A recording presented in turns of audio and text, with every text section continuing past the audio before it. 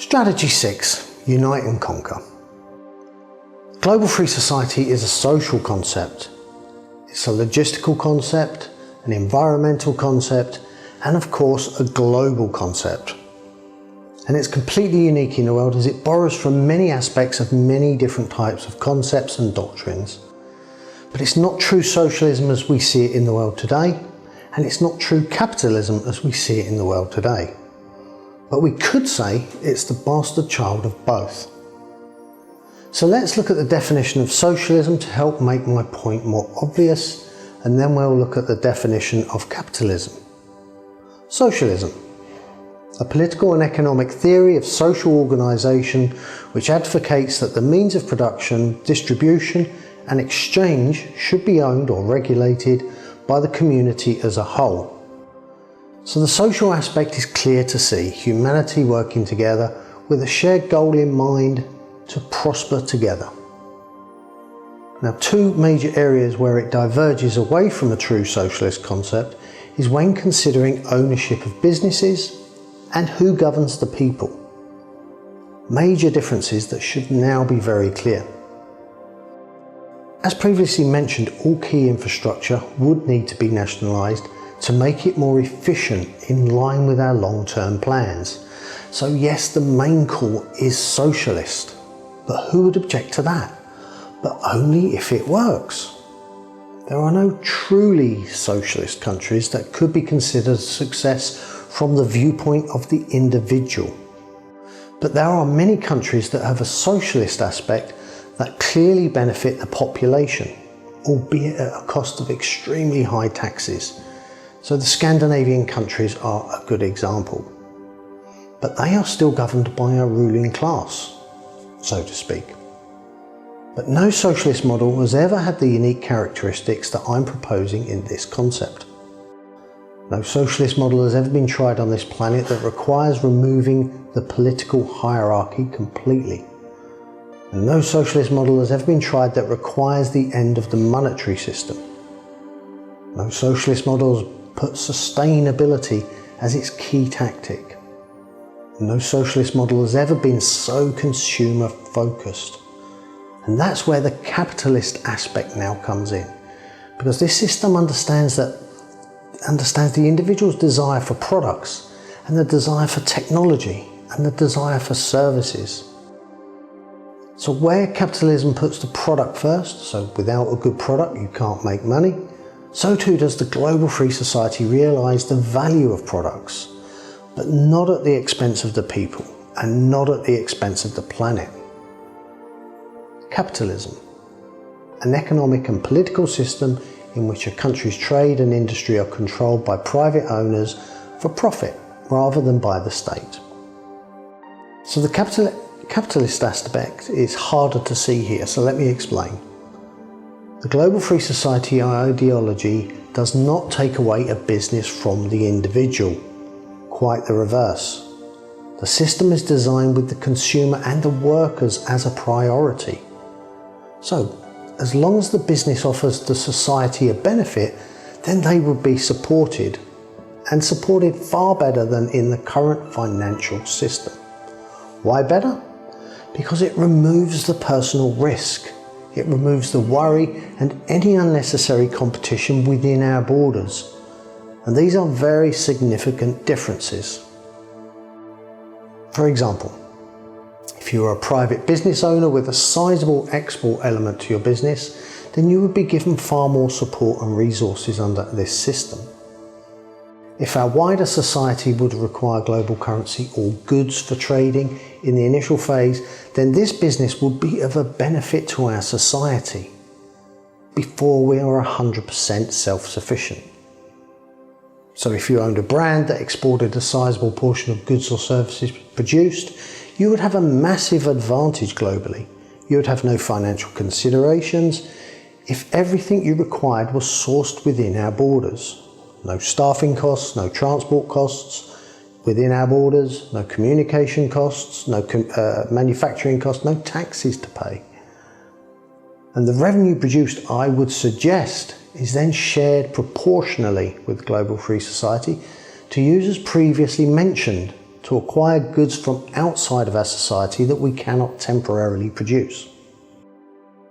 Of course, that's a very simplistic answer to a very complex situation, but there will always be a solution. Money is a man-made concept that we can manipulate if necessary, especially in the short term. But what is the main purpose of capitalism?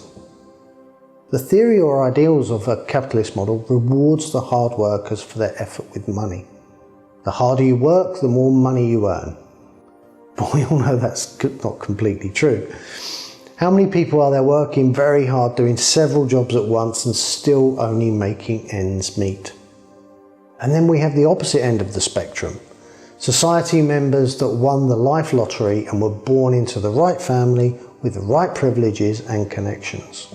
Hard work is not a given just because you have a good job and earn a lot of money. Either way, the whole idea is that if you work hard, you get rewarded with money, and that allows you a certain amount of security and freedoms. Freedoms to choose where you live, what kind of house you own, what car you drive, and where your children go to school. So basically it gives you safety, choice and freedom.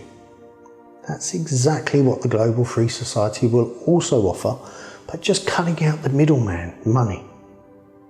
Also remember that it comes with added benefits such as time to actually enjoy your abundance. No money worries at all, no worries about education for your children, healthcare, investing in your retirement. And let's not forget the inevitable massive drop in crime and in homelessness, poverty, and a real chance at world peace. Let's have a look at this chart which compares the key benefits of each doctrine against the other. And of course this grading is completely subjective, but I think my main point can still be made regardless. And the main point being that the global free society is very different from capitalism and socialism. Let's start with freedoms. Socialism cannot offer true freedom as it represents governing by the state. You're controlled by the system, and that is not freedom. Capitalism, I have a question mark as yes, it can offer the individual great freedoms, but only if you have enough money. It does not offer freedom to everyone. And of course, the global free society is all about personal freedoms in every possible sense. Healthcare is available to everyone as part of a general socialist ideal, and the capitalist model only offers quality healthcare to those that can afford it, depending on what country you live in currently, of course. Global free society is about quality healthcare for everyone, as well as a strong tactic on prevention, and we're only hindered by our resources and our own ingenuity. Personal ownership is not something championed by a socialist ideology, but it certainly is in the capitalist model. And as we've mentioned previously, the global free society is about offering our society members choice in goods, technology and services. Therefore, business ownership is extremely important. And only key infrastructure would need to be nationalised, which generally is owned by shareholders and not individuals. Quality products represents longevity, recyclability, and therefore a reduction in production and consumption. It also offers us the ability to reduce pollution through a centralised manufacturing channel, as well as the ability to prioritise sustainability as a key tactic. For example, as we control production, we can switch to biodegradable packaging in a very short time. No other system promotes this thinking and is actually quite impossible with the current capitalist model. Technology is important to capitalism, and it could be argued that the monetary system is what drives all innovation, especially technology. But it would be foolish to believe that money is the only motivator for human beings. Morals and integrity can be even stronger motivators. Global cooperation is essential for a capitalist model, but at what expense? It's rarely at a level of mutual benefit, as the monetary system simply does not work that way. To be successful in that system, you buy low and you sell high. If a few forests need to be chopped down, then so be it. But that's not cooperation, that's exploitation. And socialist models we've seen fail globally have generally been about closed societies. not open borders as the global free society promotes. Global cooperation is the key element in making this a reality. Putting people first, I guess, is at the core of the socialist model, in principle anyway. Although full-on socialist models, such as China, put the state first, not the individual. The capitalist model always puts profit first. We are seeing some global changes where people are being considered more, such as fair trade, etc. But generally this model will always revert back to profit first. It has to, because that's the model. Education for all is of course part of the socialist model, but the capitalist model will only offer quality education to those that can afford it. Sustainability, you could argue, offers a better chance through a socialist model, but again it is not part of the ideology, it's not part of the DNA, the ethos.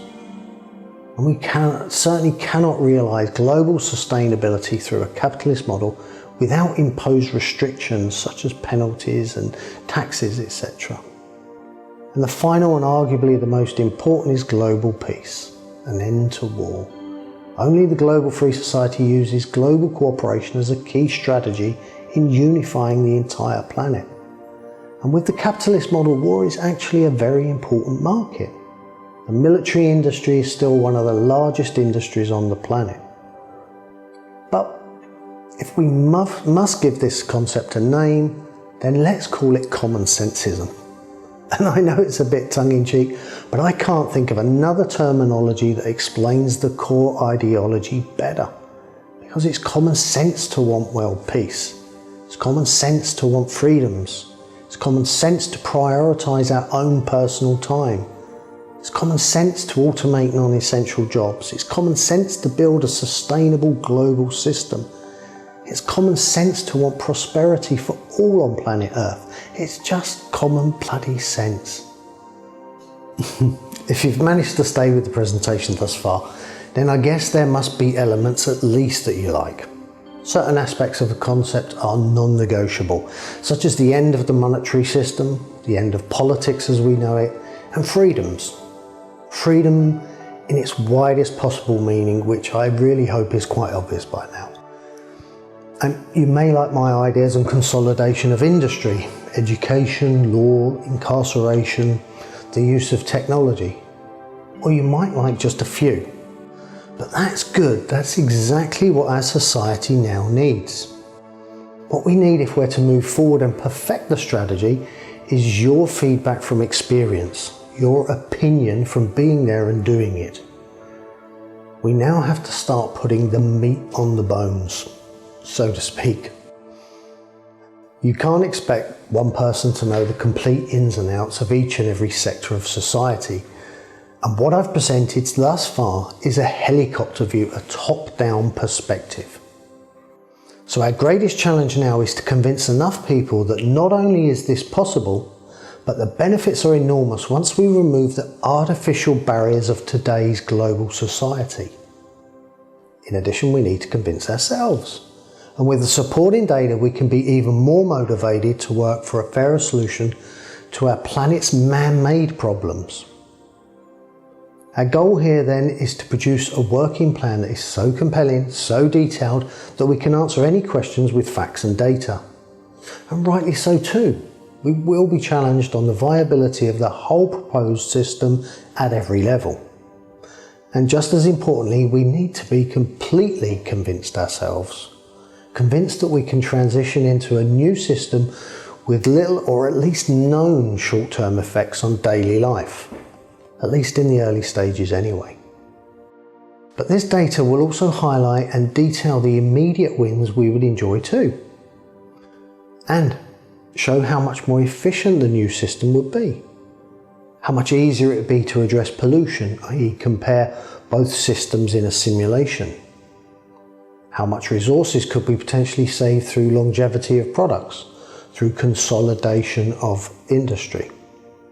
And exactly what manpower could we save when can we realise a 3-day week, or is even less achievable? What would be the effects of the economy boosting in the 10 or 20 years we propose would be a necessary time to move into a moneyless society. And of course it would boom. Just in that period, the spending power of each and every citizen would be increased hugely. And as a reminder, that would be from nationalising and making free all the major services such as power, healthcare, transport and communications. That additional spending power, coupled with the wholesale and retail annual discounts I detailed previously, would have a massive and positive effect on everyone's income, all going a great way to reduce the possible negative effects of moving into a moneyless society at the end of that process. So people just acquiring goods because they can. And yes, consumption would increase in this period, but remember this is a long-term plan, not a short-term plan. We have tactics to address this initial overconsumption, which may take longer than the 20 or so years to make it a reality. So we would not have to wait until the monetary system was completely removed. We would see the benefits from year one. So doing our research into all these interrelated topics is going to be the biggest and most crucial part of our early development. The very first task we must accomplish is to form the core councils. And this would be composed of specialists in every area of society. So the core councils I mentioned earlier are agricultural, industrial, natural resources, ecology, etc., etc. The purpose of getting these people on board early is to start working on the various options we now have to consider in all key areas of our proposed society. So a team to head up industry, agriculture, education, etc. And this team must be from experts in their field from across the globe. And their remit would be exactly as I've described in the discussion we had about core councils. So they will act as the hub for each specific discipline at this stage. For example, we would need a group of people to form the core council for industry. And their job would be to find specialists in the various channels that make the goods that we require.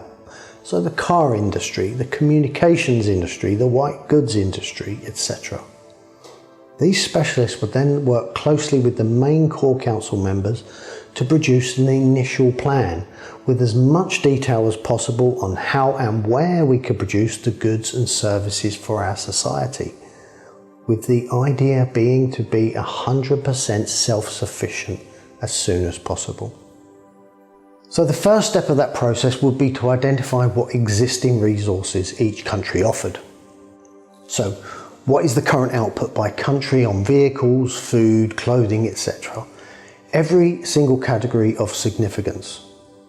But not every country globally, just the main countries that we know or feel at this very early stage could be the key founding members. So what we're looking to complete is a country inventory, like we discussed in the presentation, the end of the monetary system. But not only with the current output and resources, but also what is the full potential of those resources? How scalable is each category? Can we increase output, and if so, to what level? We then need to look at how each of those facilities fits into our medium to long-term plans. Are the facilities scalable to the degree that we require? And how much of the production is a level where we are happy the pollution or wastage is controllable? And that is where the Ecological Council would come in to advise and share their expertise in that area. So once we've completed that part of the exercise, it will form the backbone of our very first rollout. So from this data we can see more clearly which countries would be ideal to include in the first phase and which countries would be more suited to the second or third phase. It will also give us a strong indication as to where our shortfalls are, and not just in production but also in natural resources and manpower, skill sets. And once we know where our potential shortfalls are, we can then look at how we could import any key goods or services from outside of our society. And as a reminder, that income would mainly be generated by the large industries that we've already nationalised, from the copyrights, patents, properties and even overproduction that we could sell in the open global market. So what we would end up with are the facts and figures we would use to present to the wider population to garner even more support for the new global society. And this information would form the backbone of the data we require to demonstrate that yes, we can work together without a monetary system and the world would not collapse. And this data would be used to produce various systemic models to demonstrate the immediate benefits and the long-term advantages this new system would offer over the existing systems. And it would also highlight areas where we do not have sufficient self-reliance. And that's important because we need to have a plan to overcome these short-term challenges. And the key is communication. As long as people are fully aware that there might be short-term considerations in advance, they can be better able to adapt or simply accept this temporary inconvenience. So as long as we do our research thoroughly and the council members have credibility within their chosen area of speciality, then we can communicate our findings with authority. And then we can let people decide whether they would rather stick to the current system or if they would rather consider another social concept, one very different to the current model that from the results we see with our very own eyes today does not serve humanity anymore. And imagine how galvanizing that could be globally. A plan backed by industry experts, backed by solid research, and backed by quantifiable data. So think of this stage as the Global Free Society 1.0, where the experts, the very people currently running that particular aspect of society, take the framework we've now outlined and add the vital detail we are missing at this early stage. And of course they would take a large step in perfecting these early ideas and even come up with alternative solutions. And that's why this strategy is called Unite and Conquer. Because to make this a reality, the people of planet Earth must unite if we're to see a real change in the world. And it's especially important in these early stages to show how we can all work together globally with a clear vision in mind. We must demonstrate by example. We must collaborate without borders. So now I've summarised the entire Global Free Society concept to you. But remember, it's just a summary of the book, which is available as a free download, details somewhere below. The main idea of these videos is to at least give you a working knowledge of the concept, the ethos. To detail a concept that would enable humanity to take back control of Planet Earth PLC and enact a hostile takeover. And hopefully you understand that it's just a blueprint at this stage, an early draft awaiting input from the other 7+ billion employees. And is it perfect? Of course not. That would be quite impossible at this stage. But I do believe it's the only plan on the table to date that really challenges the current broken systems and offers a possibility of delivering the kind of future that we on planet Earth all deserve. But there's no use having a good idea, a new solution, if you can't execute it, if you can't make it a reality. So now let's look at the final presentation. Let's make it happen. Because maybe we can make this a reality.